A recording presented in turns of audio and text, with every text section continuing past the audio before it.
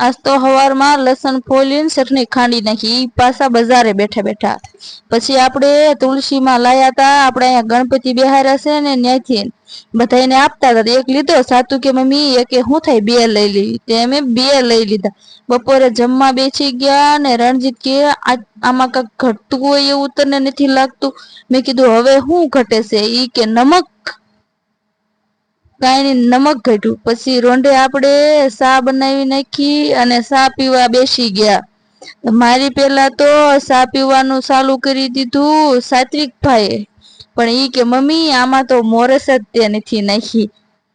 પછી મેં ટ્રાય કરી